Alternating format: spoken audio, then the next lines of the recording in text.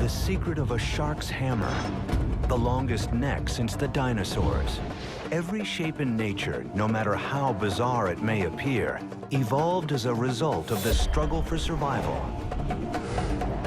Their heads are so weird. Strangest of all, unique two-legged runners that conquered the globe. Humans have a peculiar shape. No other animal has anything even approaching it. How we got in the shape we're in. Right now on Evolve.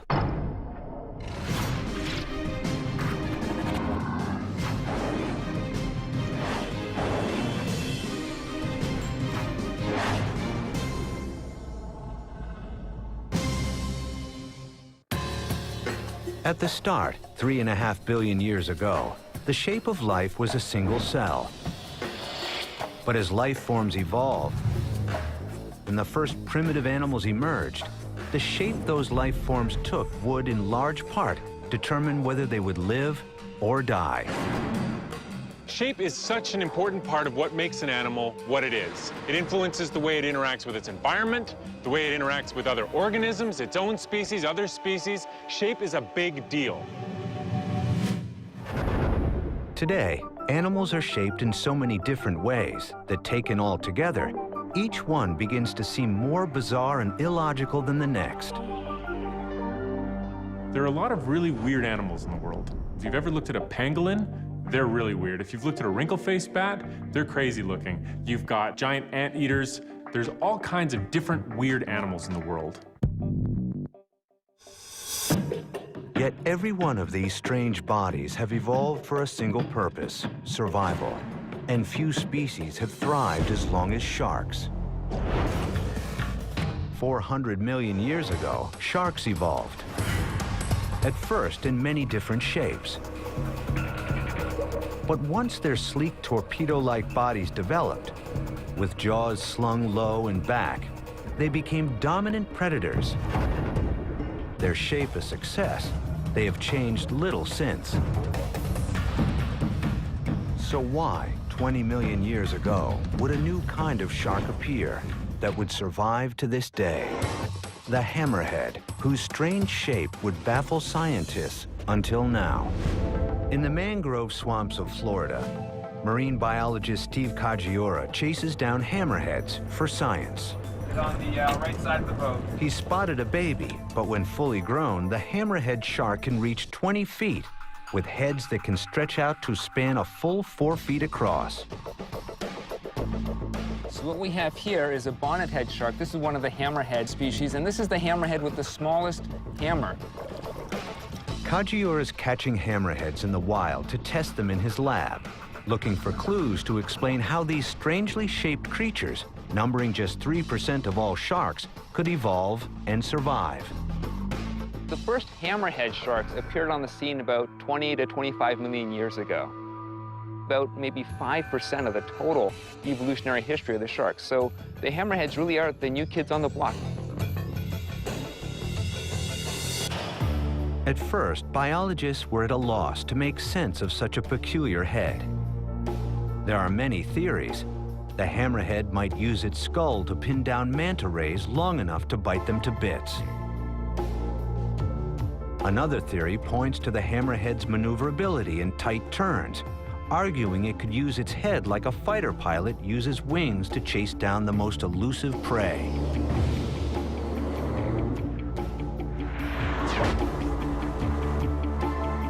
Kajiura has a different idea. Every animal, humans included, give off a faint electrical charge when their heart beats or a muscle twitches. All sharks can detect this electricity pulsing around them through hundreds of minute dark pores peppered over their heads. Sharks rely on these electroreceptors to find creatures lying on the sea floor, even when they're camouflaged or remain completely still. Kajiura thinks the hammerhead's odd shape might give it an advantage in hunting, a bigger radar dish that would explain why the strange shape flourished.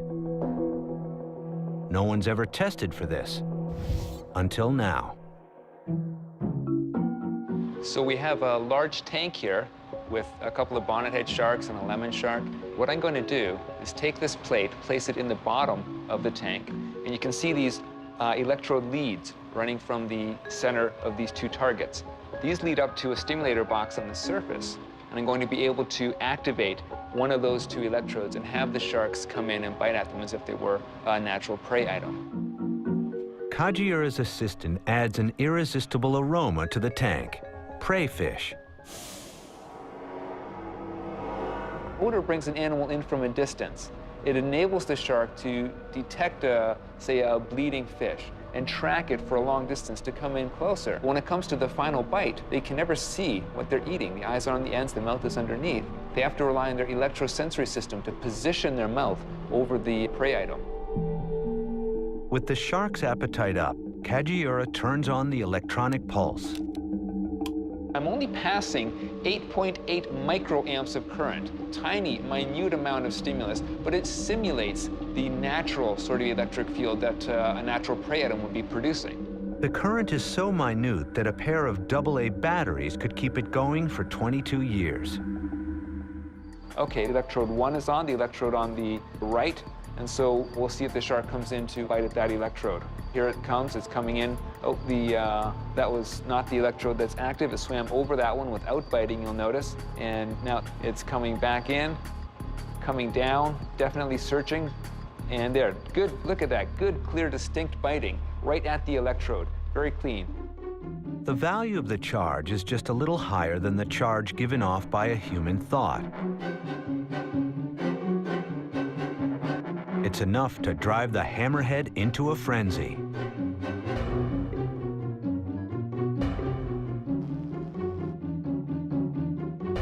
In every instance, the hammerhead beats the pointy-headed lemon shark to the bullseye. That's a male bonnethead shark who is biting at that one. The lemon shark is still cruising high in the water column.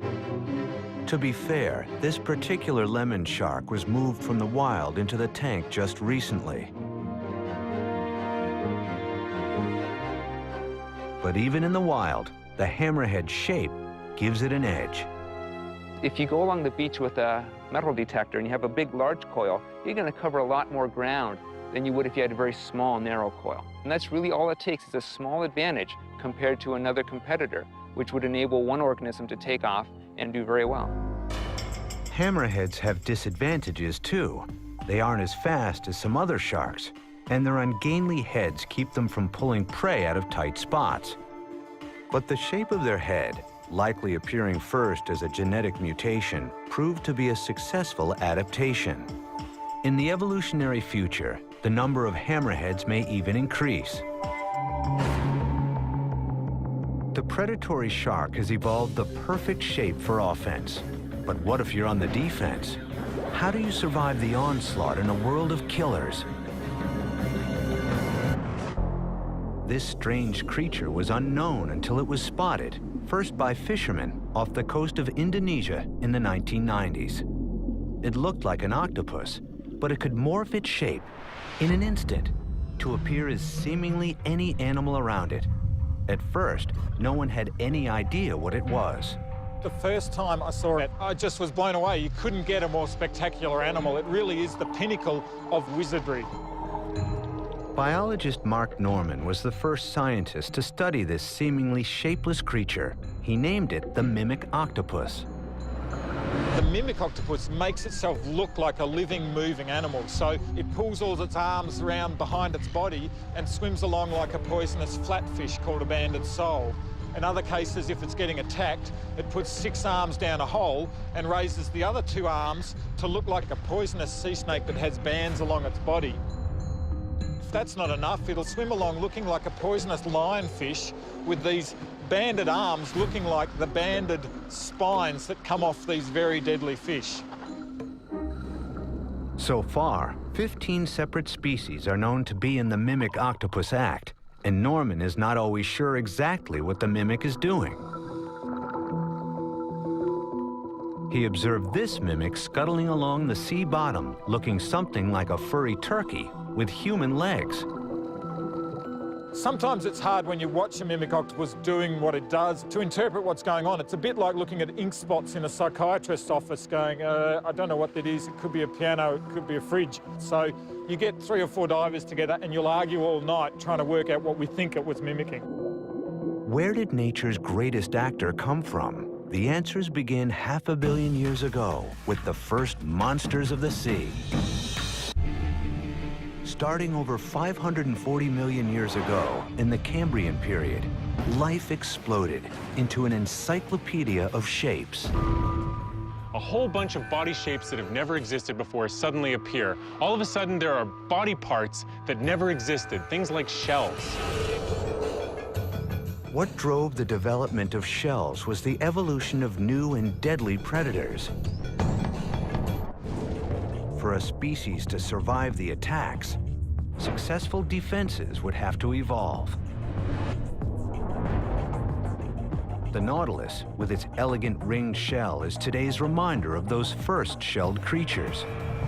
Tough enough to discourage small predators, it could move fast enough to evade bigger hunters that might swallow it whole.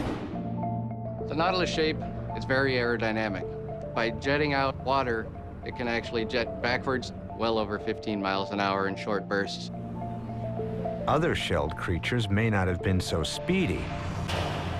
And in the 150 million years to come, many died out or evolved a new shape to survive. These are cuttlefish. They appeared around the same time as sharks 400 million years ago. They were like a nautilus, grown naked, without their shell. Their tough cartilage spine, the cuttlebone, helped propel them through the water. By not being bound inside of a shell, they were able to squeeze into tighter crevices. Their body was very gelatinous in nature. They were able to crawl into rocks, crawl into caves, actively hunt in areas that nobody was able to hunt before. This advantage was offset by their defenseless form. Without their shells, cuttlefish evolved an astounding ability to hide in plain sight. Cuttlefish are hardwired, genetically driven to camouflage on any visual background we give them. Biologist Roger Hanlon has been trying to unravel the mysteries of cuttlefish and their cousins, the octopus, since he first encountered one changing color in 1968. I can't help it. Every time I think I've seen something amazing, they'll do another little twist that takes my breath away.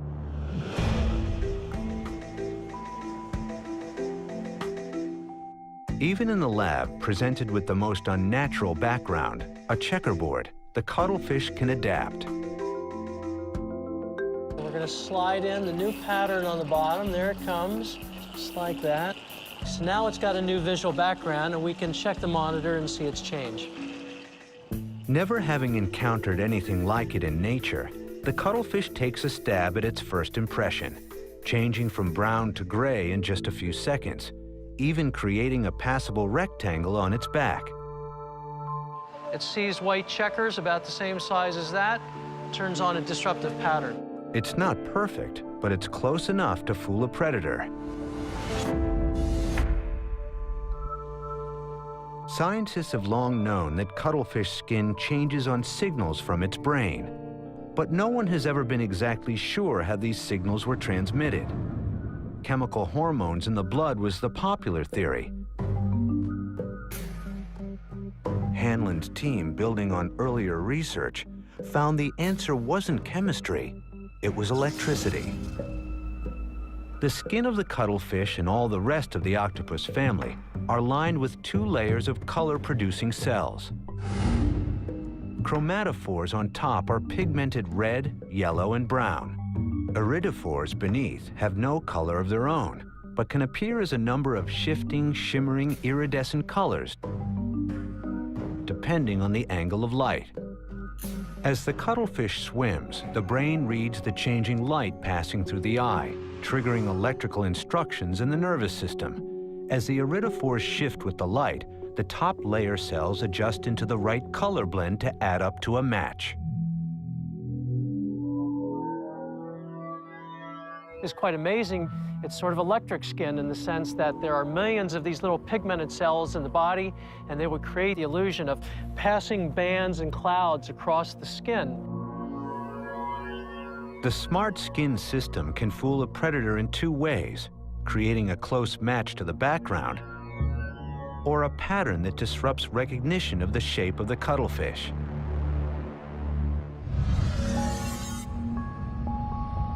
"200 million years later, another cousin of the cuttlefish also lost its shell and employed the same smart skin to hide: the octopus. Unlike the cuttlefish, the octopus had no bones at all. It was pure, flexible muscle. The most elastic body shape on the planet. You can think of them almost as a liquid animal. They're plastic, they can change how much their arms get pulled in close to their body. But on top of that, they have this most amazing skin. The skin can not only change colour in really fine detail, it's almost like high-definition skin, but it can also change shape, so they can push up little branches of skin or little bumps, which means it can impersonate the shapes of rubble or corals or reefs. The octopus hides for defense from predators and to sneak up on prey. In this footage, an octopus stalks and then pounces on a crab.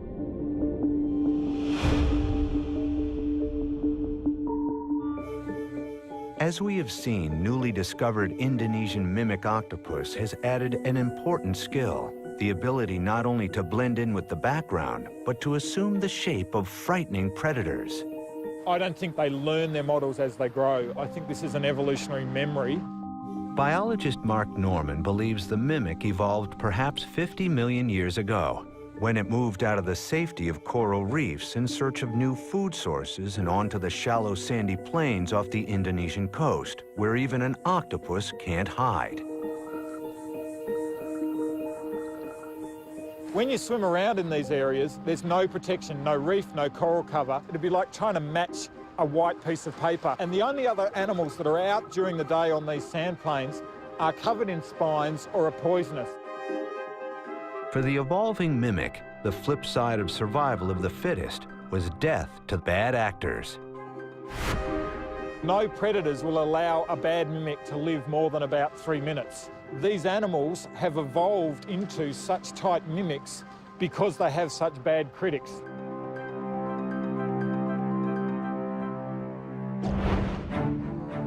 While life on Earth got its start in the sea, there was a whole new frontier waiting to be conquered. The first fish-like creatures crawled onto land around 400 million years ago. Their shapes would have to evolve if they were to have any chance to survive. Take a fish on land, and what happens? Of course, it falls over. It lies on its side. Harvard zoologist Ferris Jenkins has been digging up fossils of the first land animals for decades. They all had limbs, and the fish did not. If one evolved from the other, where was the missing link? Jenkins joined a team of paleontologists that were looking for it in a remote spot in northern Canada. After 6 years of digging, in 2004, they hit pay dirt, the fossil of a fish just beginning to evolve into a four-legged land animal.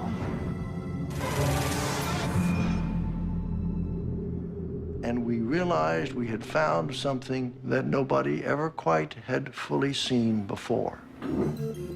This spectacular find is clearly a fish.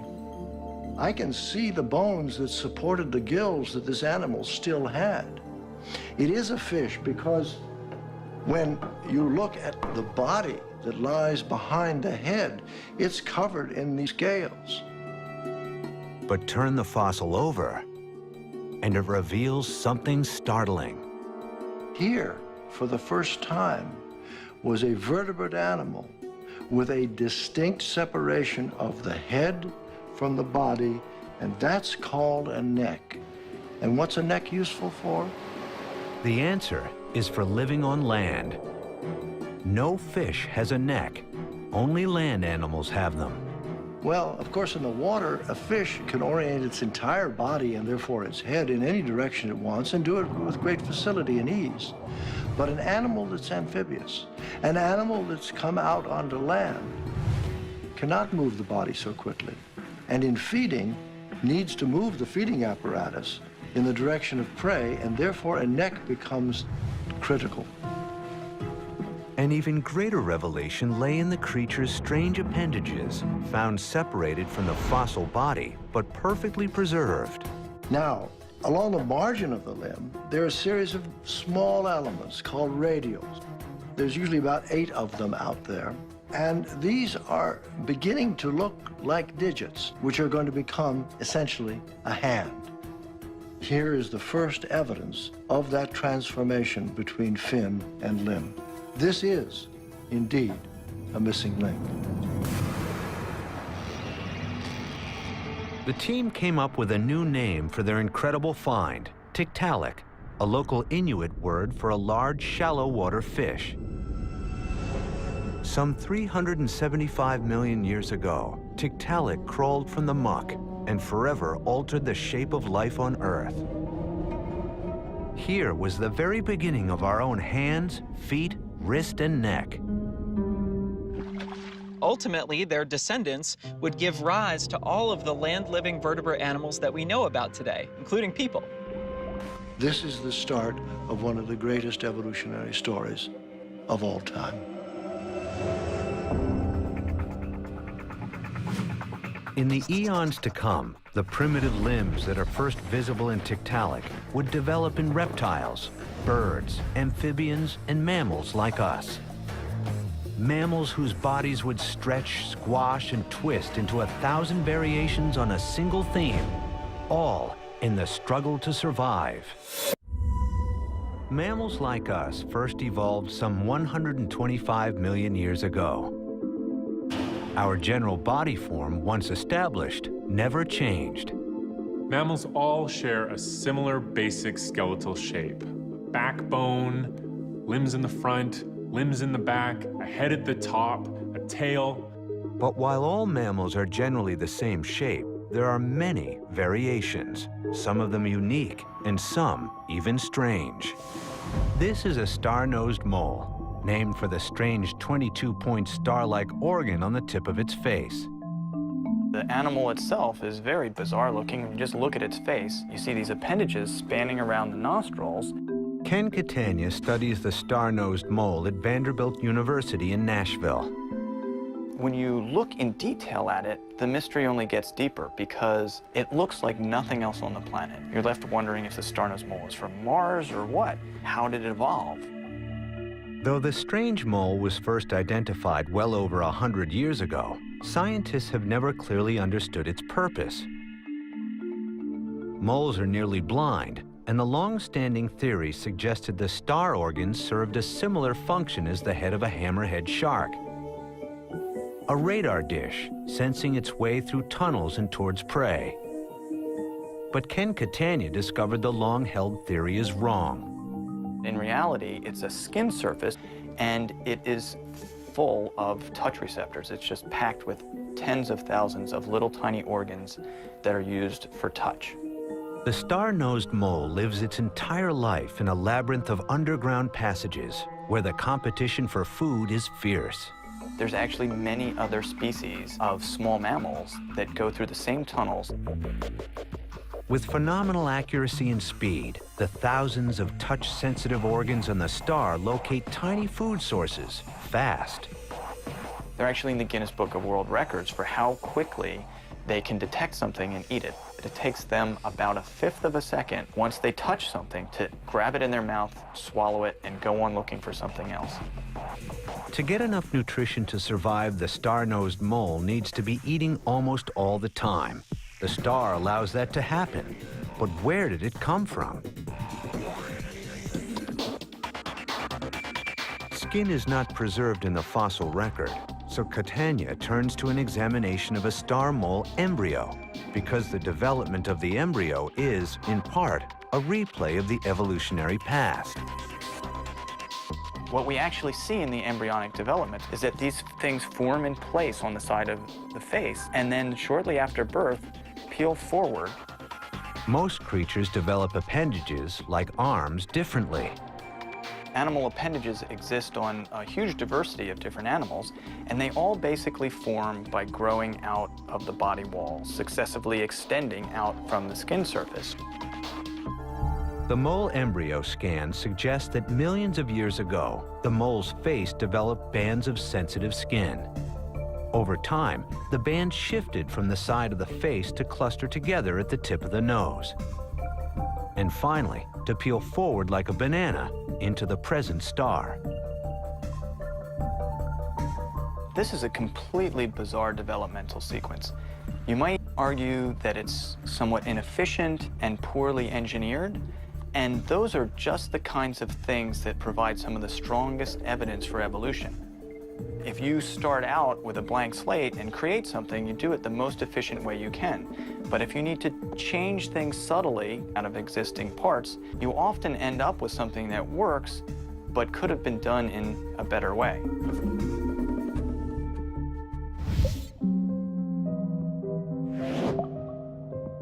Land animals continued to develop in unusual ways. Several species eventually evolved to return to life in the water, nature's version of retrofitting.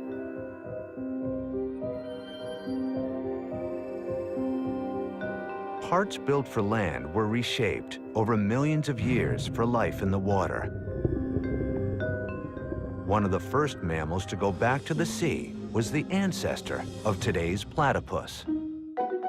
Platypus have this big bill that makes them look like a bird, even though they're not birds. They have a weird spur that comes off the ankle that they can use to inject venom. They have weird bones that stick out of the pelvis. They have densely matted fur. They're just weird-looking animals.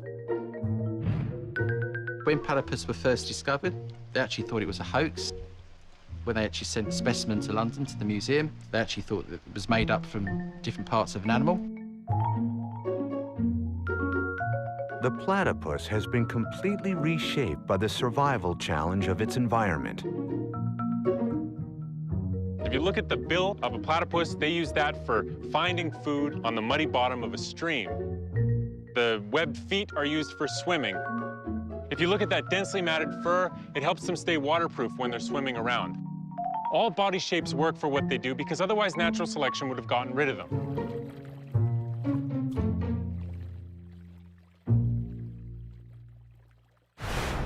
Other mammals returned to the sea more recently and transformed their shapes even more radically than the platypus. This mammal, looking like a kind of cross between a dog, a rat, and a deer, returned to the sea some 40 million years ago and totally transformed its shape. Did Captain Ahab know he was really chasing Moby Dog?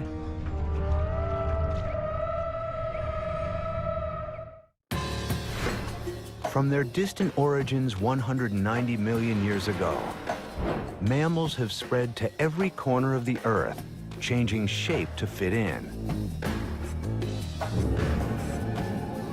But of the over 5,000 different mammal species alive today, perhaps none has undergone a transformation more extreme than Pakicetus.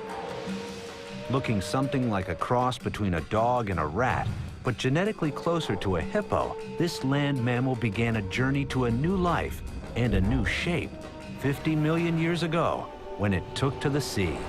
They had forelimbs and hind limbs, and they walked around on the land. And as they moved into the aquatic environment and spent more and more time in the water, they gradually lost that need to have hind limbs and forelimbs. The forelimbs were developed into flippers, and the hind limbs were lost.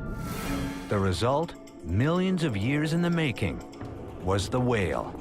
Grown huge in its buoyant ocean home, but still retaining its mammalian roots. Whales today remain warm-blooded mammals, breathing air into lungs, feeding young milk from giant mammary glands, and even growing hair. This skeleton of an 87-foot blue whale clearly reveals the remnants, 50 million years later, of Pakicetus's paw, with digit bones now collapsed into a fin, like a hand in a mitten.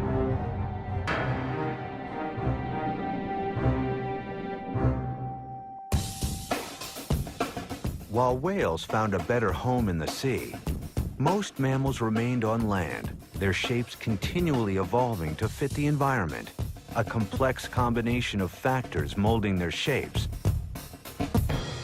like the giraffe's familiar and still mysterious long neck. Darwin pointed out that giraffes have long necks because they feed on the leaves at the top of trees. But their necks don't really need to be that long, otherwise no baby giraffe would ever make it to being an adult. There's got to be stuff to feed on at those shorter heights. So what's up with this long neck? There are 3 reasons for it that we know of now. Nikos Solonius, professor of anatomy at the New York Institute of Technology, agrees that treetop feeding is one factor affecting the giraffe's neck. To make it work, the giraffe has evolved the most powerful heart in nature. The distance from the heart to the giraffe's head is so long that it needs a special blood supply system to prevent it from fainting every time it lowers its head, due to changes in blood pressure. To keep the blood pumping properly, the giraffe's heart has ballooned to enormous size, 25 times larger than a human heart.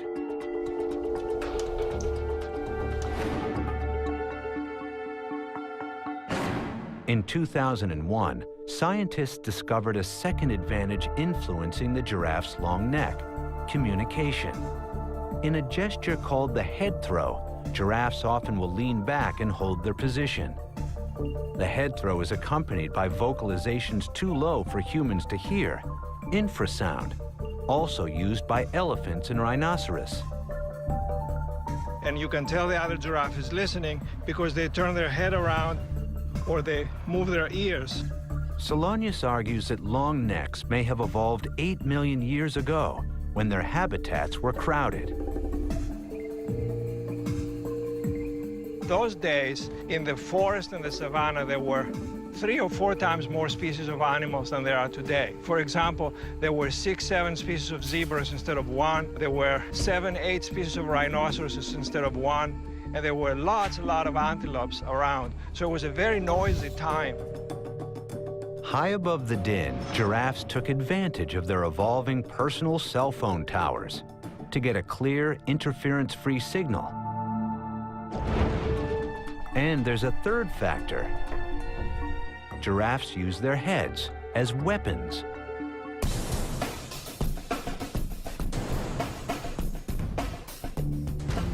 Male giraffes use their neck as a flexible club. They swing their necks around and pass each other real hard to establish territories, and the winner has the more females. Because giraffes with longer, more powerful necks were more likely to win females and mate, they bred over time giraffes with even longer necks. But with long necks came danger. Giraffe horns were once long and sharp, like their antelope cousins.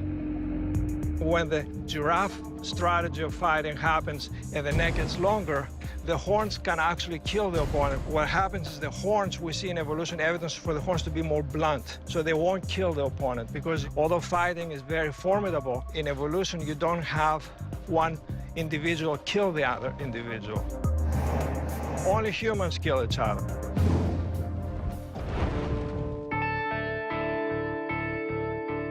From the point of view of evolution, sex, attracting a mate and reproducing, is the entire point of life.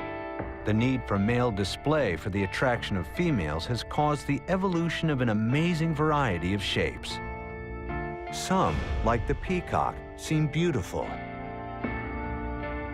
For others, it's harder to see the appeal. This is the stalk-eyed fly. Though these may look like antennae, they are actually the head of the insect. Their brains fill out the stalk, and their eyes rest on top.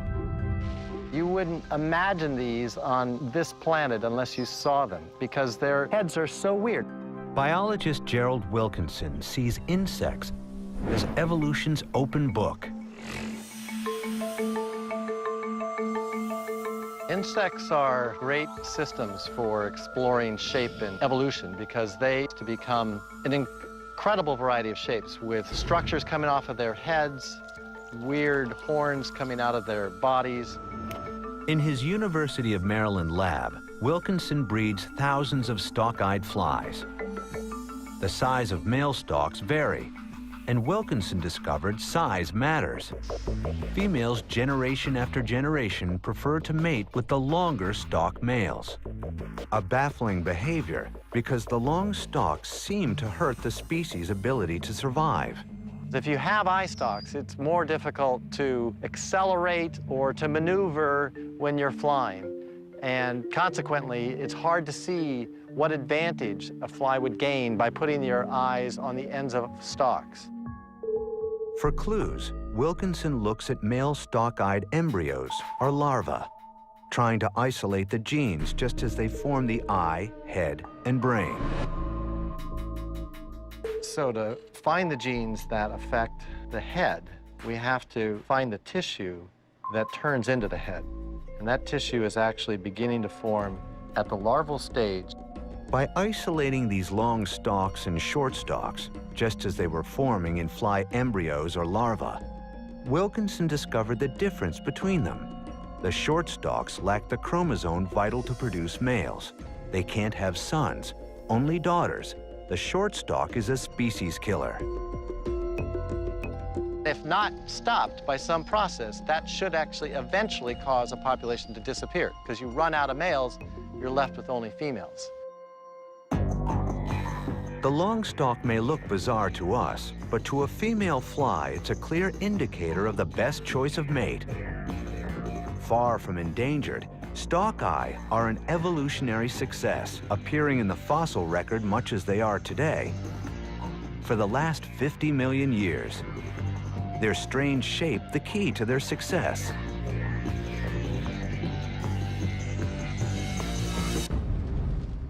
Over thousands and millions of years, animal shapes rise and fall. The most successful flourish, no matter how strange. Weird necks, strange ears, and nearly hairless skin. Welcome to the strange world of humans. We are no less bizarre or peculiar than a star-nosed mole. For 3.5 billion years, life has thrived on planet Earth. The shape of each organism forged by multiple factors. The human body, too, has been shaped by evolutionary need into a unique form. Things like a hammerhead shark, the neck of a giraffe. All of these things strike us as being somewhat peculiar. Well, you know what? That's really no more peculiar than we are. Humans do indeed have a peculiar shape, and it's quite unique.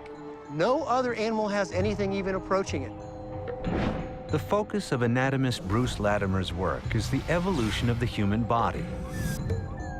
He believes we were shaped in large part as a result of a single behavioral change in our ancestors. They stood up. We've been walking upright for at least, I would say, 4.5 to 5 million years. And we are a striding biped, which is to say we stand on one foot at a time. That's a very different way to get around, and as far as we know, no mammal, save ourselves and our immediate ancestors, has ever even tried to experiment with this kind of locomotion. Latimer believes that pre-humans stood in order to free their hands so they could carry food and make it easier to nurture their young. He believes that free hands led to the development of tools, which led to cooked foods, which led to better nutrients and a larger brain. This would enable us to spread across the world, all from just standing up, a change that shaped our body, starting with the spine. This is a female gorilla. You'll notice that that spine is essentially straight. To accommodate the biomechanics of walking, the spine transformed over millions of years into a winding set of 4 curves. In your lower back, no other mammal has a lumbar lordosis. The reason we did that is because we couldn't block the birth canal. In order to keep that open, we had to keep our sacrum tilted the way it is. Because of that, our head would be out in front of us, which you really couldn't walk like that, so we had to create a curve. That curve creates the hollow in our back. Now, having once accomplished that, so we can get our torso over our hips so we can balance, then we'd be leaning backward too far. So we put in another curve in the opposite direction, and then our head would be sticking out too far in the front. So in order to balance that, we put in another curve here at our neck. A lengthened and curved spine, knees closer together than hips, a barrel chest. All of these are a result of a determined effort over 1 million years to walk, a skill that still does not come easy. You really don't learn how to walk until you're 8 or 9 years old. And if you look at the gait of a young child, it's not like an adult. It takes you quite a while to develop those neuromuscular pathways that allow you to do this thing. Another example is that blind children will not spontaneously stand up. They have to be taught to stand up, so it is truly a learned behavior.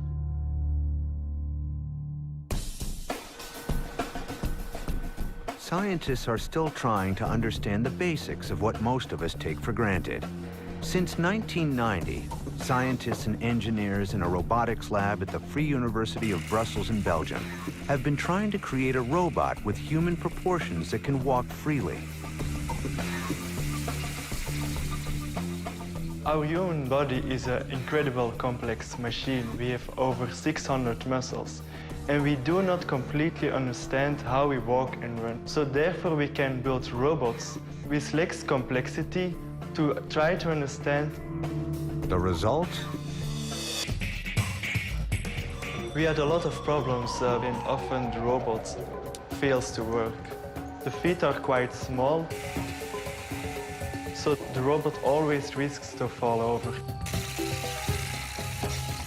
While man's quest to walk upright has influenced the shape of our body, some other creatures also decided to walk on 2 legs.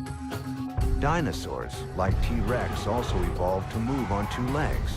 And today, the dinosaurs' descendants, land-based birds, do the same.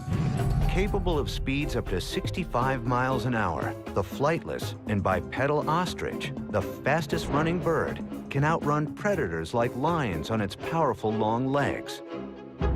And flamingos feed in swampy waters on 2 legs, keeping their feathers dry. Among mammals, though, humans have another biped companion, the kangaroo. Kangaroos are shaped in a really sort of a weird way. They have these big, strong hind limbs and these short little Tyrannosaurus rex-like forelimbs and a big, huge tail. And when they're moving slowly, they do something called pentapedal locomotion, where they walk on their forelimbs and their hind limbs and their tail at the same time. But then when they want to go fast, they just pick their hind limbs up and they jump, they bounce, using their tail to keep their center of balance while they jump around in the outback of Australia. The Australian landscape is massive, and kangaroos' big feet may have evolved to help navigate it. Kangaroos evolved about 50 million years ago from possum-like marsupials. The first kangaroo-like animals could be seen 30 million years ago, and by 25 million years ago, kangaroo evolution was well on its way. The hopping motion depends on elastic tendons in the hind legs, so moving takes up very little energy in the kangaroo. A must for survival when you have to cross huge areas of land. For kangaroos, it's all about just like, we're out of food, let's go for a walk. And then they go for 100 kilometers and get to a new patch of food. The kangaroo shape has evolved to be a perfect fit with its environment. Otherwise, it would not have survived. And while bouncing may be the most efficient way for a mammal to travel on foot, it's not likely that other species will follow the kangaroo's example. It's not like horses can look and see how kangaroos are doing and decide to start pointing their evolution in that way, get rid of the way they're running and start hopping on their hind limbs. That's not how natural selection works. To a large extent, it was probably luck that got kangaroos pre-adapted to start using that bouncing locomotion. But now that they have it, they're moving more economically than any other kind of creature.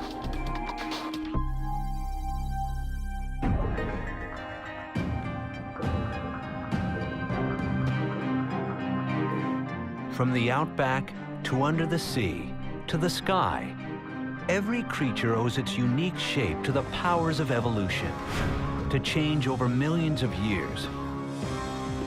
molding limbs, heads, and shells into a form that can survive. As life on Earth moves toward its 4 billionth year, the shape of things will continue to evolve.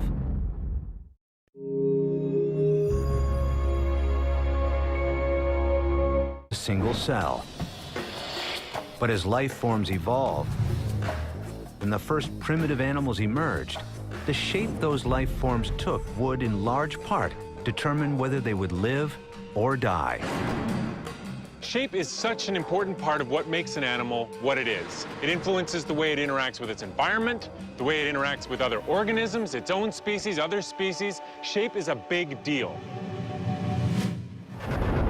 Today, animals are shaped in so many different ways that, taken all together, each one begins to seem more bizarre and illogical than the next. There are a lot of really weird animals in the world. If you've ever looked at a pangolin, they're really weird. If you've looked at a wrinkle-faced bat, they're crazy looking. You've got giant anteaters. There's all kinds of different weird animals in the world. Yet every one of these strange bodies have evolved for a single purpose: survival. And few species have thrived as long as sharks. 400 million years ago, sharks evolved. At first in many different shapes. But once their sleek torpedo-like bodies developed, with jaws slung low and back, they became dominant predators. Their shape a success, they have changed little since. So why, 20 million years ago, would a new kind of shark appear that would survive to this day? The hammerhead, whose strange shape would baffle scientists until now. In the mangrove swamps of Florida, marine biologist Steve Kajiura chases down hammerheads for science. Get on the right side of the boat. He spotted a baby, but when fully grown, the hammerhead shark can reach 20 feet, with heads that can stretch out to span a full 4 feet across. So what we have here is a bonnethead shark. This is one of the hammerhead species, and this is the hammerhead with the smallest hammer. Kajiura is catching hammerheads in the wild to test them in his lab, looking for clues to explain how these strangely shaped creatures, numbering just 3% of all sharks, could evolve and survive. The first hammerhead sharks appeared on the scene about 20 to 25 million years ago.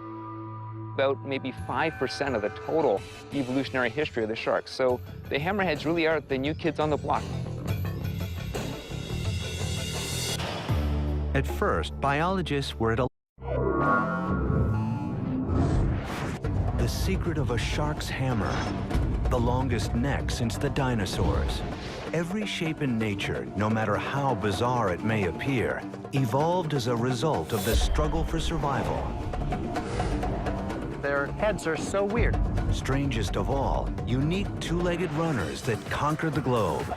Humans have a peculiar shape. No other animal has anything even approaching it. How we got in the shape we're in. Right now on Evolve.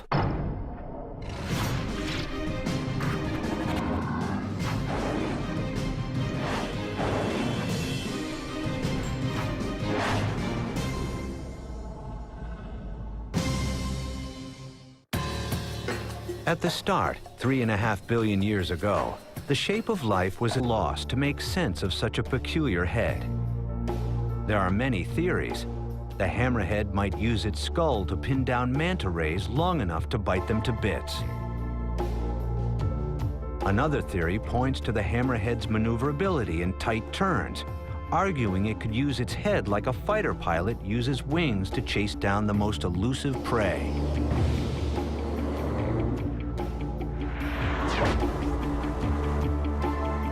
Kajiura has a different idea. Every animal, humans included, give off a faint electrical charge when their heart beats or a muscle twitches. All sharks can detect this electricity pulsing around them through hundreds of minute dark pores peppered over their heads.